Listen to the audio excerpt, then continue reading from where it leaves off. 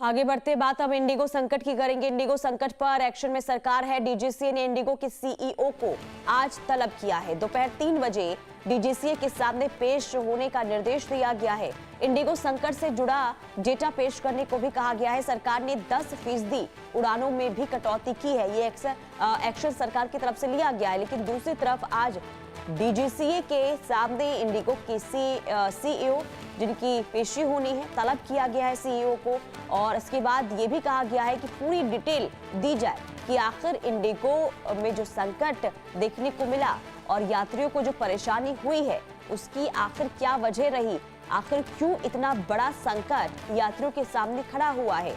और ऐसे में अब जब सीईओ को तलब किया गया है डीजीसीए की तरफ से, तो क्या कहा जाता है सीईओ की तरफ से ये भी देखना होगा, क्योंकि इससे पहले नागरिक उड्डयन मंत्री राममोहन नायडू के सामने भी सीईओ गए थे, उनके साथ भी बातचीत हुई थी।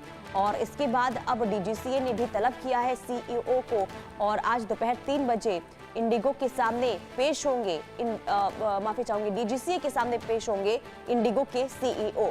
और इससे पहले सरकार देखिए इस पूरी खामियों को जांचने के लिए लगातार एक्शन भी सरकार की ओर से लिए जा रहे हैं।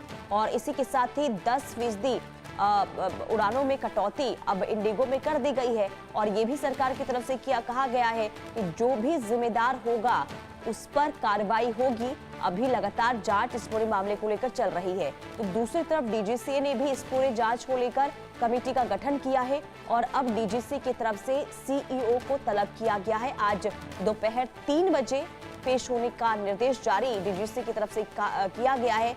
ऐसे में जब डीजीसीए के सामने पेशी होगी इंडिगो के सीईओ की, तो आखिर क्या खामियां बताते हैं, क्या परेशानी बताते हैं, संकट के पीछे की वजह क्या रही, आखिर सीईओ की तरफ से क्या कहा जाता है, ये देखना होगा।